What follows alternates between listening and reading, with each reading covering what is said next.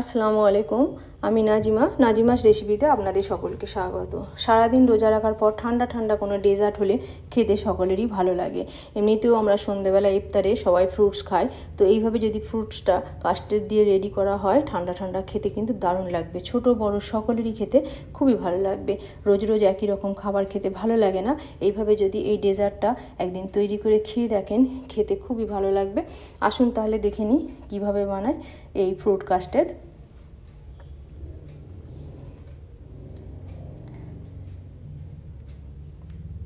প্রথমেই নিয়ে নিয়েছি 500 গ্রাম দুধ, আগে থেকে জাল করে এখন নর্মাল টেম্পারেচারে আছে। একটা বাটির মধ্যে অল্প দুধ নিয়ে নিলাম, নিয়ে এখানে আমি ম্যাঙ্গো কাস্টার্ডটা ইউজ করছি। যেহেতু ফ্রুট কাস্টার্ড বানাবো তাই ম্যাঙ্গো কাস্টার্ডটা নিয়েছি। আপনারা ভ্যানিলা কাস্টার্ড বা প্লেন কাস্টার্ড নেবেন, তাতেও কিন্তু হবে। দিয়ে 2 চামচ দিয়ে দিলাম কাস্টার্ড পাউডার, 2 চামচ দিয়ে দেবো দুধ পাউডারটা একটু বেশি দিলেই দুধটা ঘন হবে, খেতে বেশি ভালো লাগবে ডেজার্টটা। দেখুন খুব ভালো করে মিশিয়ে নিতে হবে। ভালো করে মিশিয়ে নিয়েছি, কোনো রকম লাম্পস যেন না থাকে। গ্যাস অন করে দুধটা আর একবার গরম হতে দিচ্ছি, দিয়ে দিচ্ছি 2 টেবিল চামচ চিনিটা একটু কম দিলেই ভালো লাগে, এই ডেজার্টটা কম মিষ্টি খেতে ভালো লাগে। এমনিতেও সব ফ্রুটসের মধ্যে অনেক মিষ্টি থাকে। দিয়ে দুধটা ফুটে গেলে এর মধ্যে যে কাস্টার্ডের মিক্সচারটা তৈরি করেছিলাম সেটা দিয়ে এক হাতে দিতে হবে, এক হাতে নাড়তে হবে, সঙ্গে সঙ্গে নাড়তে হবে, নাহলে এর মধ্যে লাম্পস তৈরি হয়ে যাবে। দিয়ে একবার ফুটিয়ে নেব, একবার ফুটলেই হয়ে যাবে। তো ফোটার সঙ্গে সঙ্গেই এটা কিন্তু অনেক ঘন হয়ে যায়, আর ঘন হলেই কিন্তু ফ্রুটসের মধ্যে দিলে খেতে বেশি ভালো লাগবে। দেখুন এটা ফোটানো হয়ে গেছে, আমি এখন গ্যাস অফ করে দেবো। দিয়ে এটা নর্মাল টেম্পারেচারে রেখে ঠান্ডা করে নেব, নিয়ে 2 ঘন্টার জন্য নর্মাল ফ্রিজে রেখে দেবো।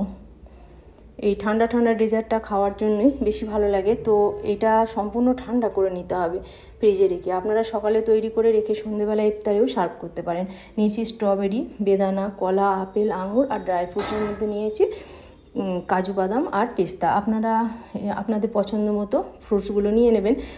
তবে এর মধ্যে তরমুজ, তারপরে শসা, তারপরে আনারস, যেগুলোর মধ্যে জলটা বেশি থাকে সেই ফ্রুটসগুলো দেবেন না, তাহলে কাস্টার্ডটা পাতলা হয়ে যাবে, খেতে ভালো লাগবে না। আর এই ড্রাই ফ্রুটসের মধ্যেও আপনারা আপনাদের পছন্দ মতো নিতে পারেন। কাজু বাদাম আর আমি পেস্তা নিয়েছি, আপনারা এর মধ্যে বাদাম, তারপরে খেজুর, যেটা পছন্দ আপনাদের হাতের কাছে থাকবে সেটাই নিয়ে নেবেন। নিয়ে আমি ফ্রুটসগুলোকে ভালো করে ধুয়ে এইভাবে ছোট ছোট টুকরো করে কেটে নিচ্ছি। ফ্রুটসগুলোকেও কেটে নিয়ে 1 ঘন্টা আমি নর্মাল ফ্রিজে রেখে দেবো, যাতে খুব ভালো করে ঠান্ডা হয়ে যায়।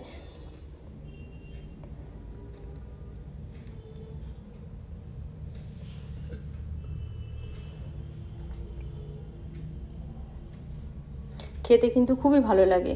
একবার বানিয়ে দেখবেন এই রমজানে, তাহলে বুঝতে পারবেন।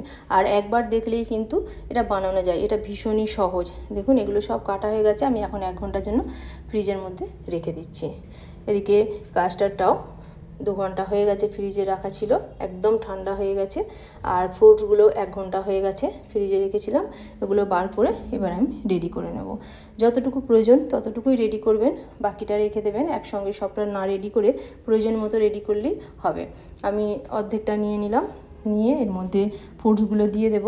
তবে কলা আর আপেলটা সঙ্গে সঙ্গে কেটে সঙ্গে সঙ্গেই দেওয়ার চেষ্টা করবেন, নাহলে এগুলো আবার কালো হয়ে যায়। অল্প অল্প ফ্রুটস রেখে দিচ্ছি এগুলো গার্নিশ করার জন্য, দিয়ে মিশিয়ে নেব, নিয়ে সার্ভ করব। আমার এই রেসিপিটা সম্পূর্ণ দেখার পর যদি ভালো লাগে প্লিজ একটা লাইক করবেন। যদি সাবস্ক্রাইব না করা থাকে সাবস্ক্রাইব করবেন, পাশে থাকা বেল বাটনটা ক্লিক করে দেবেন। আমি যখনই নতুন কোনো রেসিপি দেব সবার প্রথমে আপনার কাছে পৌঁছে যাবে। দেখুন এগুলো সার্ভ করে নিচ্ছি, দেখতে কত সুন্দর হয়েছে। একবার ট্রাই করে দেখবেন এই রমজানে, সকলেরই খেতে আশা করি ভালো লাগবে। আমি যে ড্রাই ফ্রুটসগুলো নিয়েছি সেই ড্রাই ফ্রুটসগুলো আগে মেশাবো না, তাহলে ওর মধ্যে যে ক্রাঞ্চিনেস আছে ক্রাঞ্চিনেসটা নষ্ট হয়ে যাবে। তাই এইভাবে সার্ভ করার পর উপর থেকে ড্রাই ফ্রুটসগুলো ছড়িয়ে দেবেন, তাতে খেতে বেশি ভালো লাগবে। আর একটু বেদানা আর স্ট্রবেরি দিয়ে সার্ভ করছি দেখতে সুন্দর লাগার জন্য।